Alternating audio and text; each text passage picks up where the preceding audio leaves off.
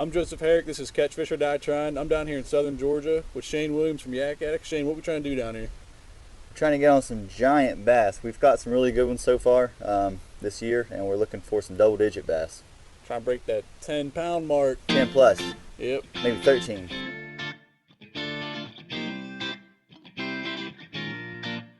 Catch, Fish, or Die Trying is brought to you by Yak Addicts, Paddle, Fish, Explore, and Manly Rods, Fish Fear the Rod.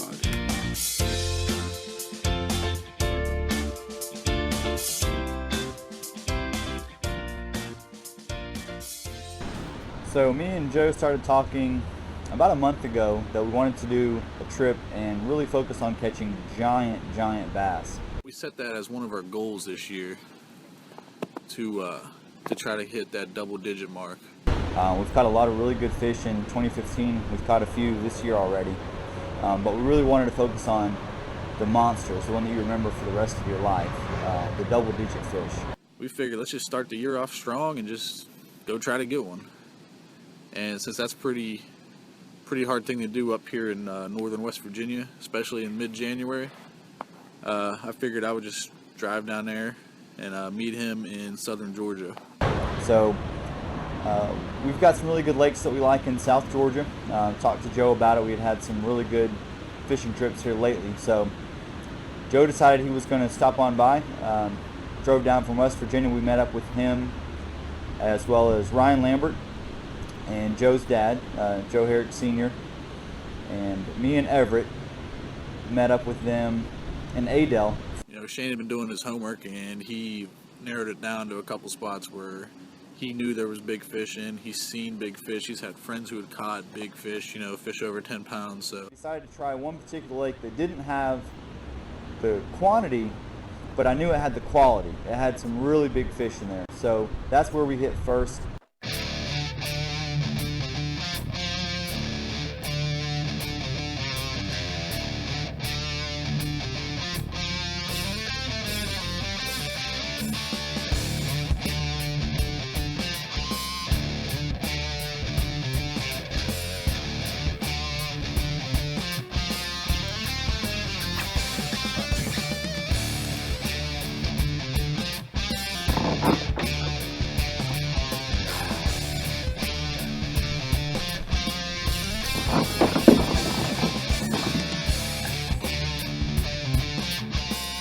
must have been on the water for 20, 30 minutes maybe, and I hear Ryan just hooting and hollering.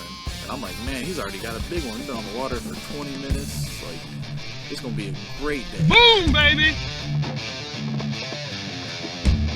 Get some of that. Donkey!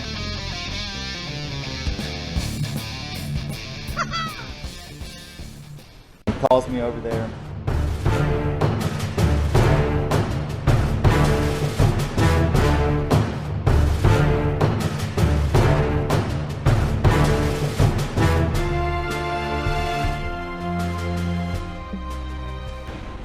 It ends up being just shy of 7 pounds. Rock solid start to the day. I'm thinking, man, this is going to be awesome. We're going to do it today.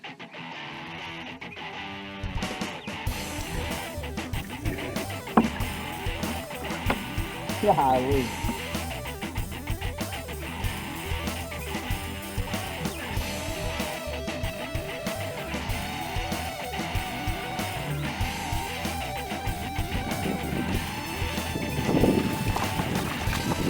I don't know what happened. We just kept catching small fish after that. I mean, not small, but, you know, I think the biggest fish we were really catching was like 19 and a half inches, you know, right around 4 pounds. We were out there till nightfall, just catching, you know, fish between 15 and 19 inches basically. And then right at dark, I flip a jig next to this dock and hooked up with a fish, and I mean, this fish just kept getting bigger out there.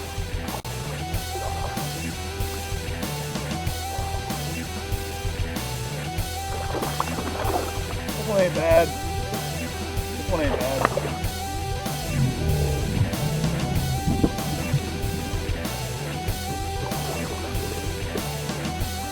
Oh, damn, that's a nice one. Yeah, this ain't a bad one at all. This just kept getting bigger on me. Solid.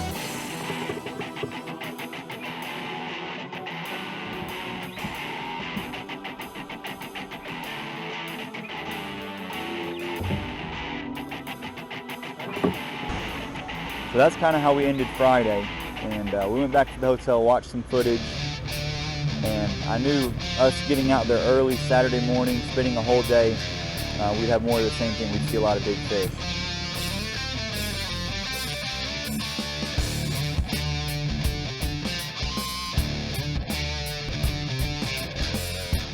Day 2 we head out, I'm fishing around the cypress trees a little bit, and there's this lay down in the back where I know Shane had lost a good fish before. As soon as we got there, Mr. Harrick races back to the brush pile that I lost my big one on. He didn't think I noticed that, but I did.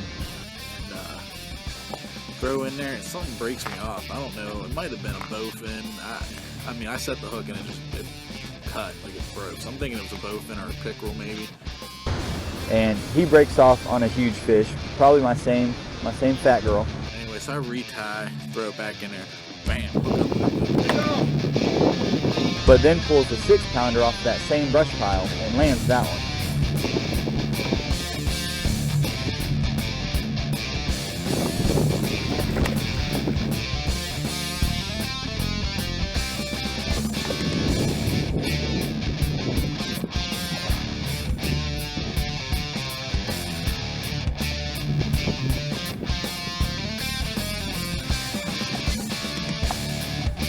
Woo!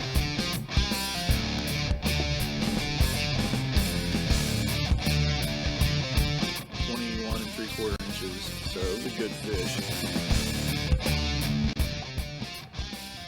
Ain't bad. Not a 10 yet though. And that was only probably an hour in, and then the same thing happened, man. We just kept catching smaller fish after that. And my dad was tearing them up though on the square bill. I mean, he must have caught 25 fish in a row. Joe Sr. got on a really nice square bill bite. He was throwing a shad colored square bill that matched pretty closely to the bait fish that I saw. Little chunk, huh? Everett finally hooks up with a monster. I mean, this thing was big, and it had been a while since he'd caught a fish, so you know, he must have forgot how to fight it, because he just started trying to horse this thing in, and I mean, he's only got like maybe 12-pound fluorocarbon on or something. And Everett's standing on the bow of his boat and leans down. For some reason, this giant bass is racing toward him. he's trying to horse this fish in, and he gets it near the boat, and he just grabs the line. Like, Don't know what came over him. Dude bends down, grabs his fluoro. he tries to grab the line and just force the fish to come to the surface, and it just snaps the line. Just Pops, just like that. all of us saw it, so we're all giving him a hard time and stuff, and he knew what he did. Like, he knew he messed it up, so he was pretty upset, but it was kind of funny. Bro, what happened, Ev? What happened, Ev? What happened? What happened?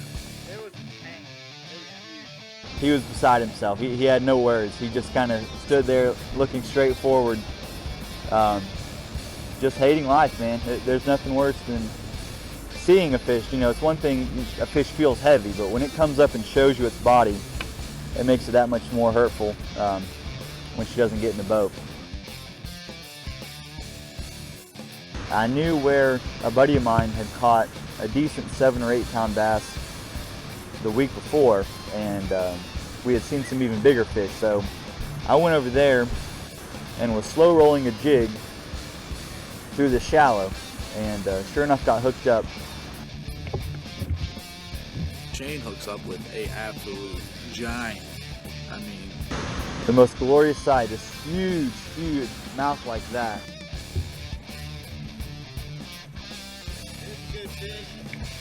I'm taking her around the boat, and as I do, I see her just start rolling.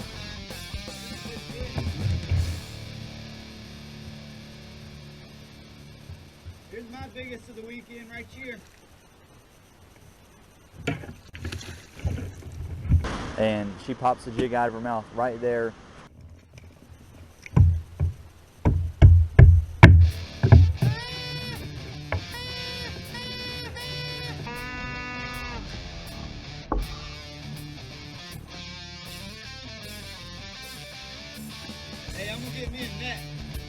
always give him a hard time because he doesn't own a net. I think he's going to be purchasing a net now after losing that one. And I went home the next day and ordered me the biggest net I could find. Got a couple more. Ryan got like a 6-pounder towards the end of the day too. Oh, yes. Oh, yeah. Good fish. Good fish. Up under the boat. Swing around. Look at that. Would you look at that?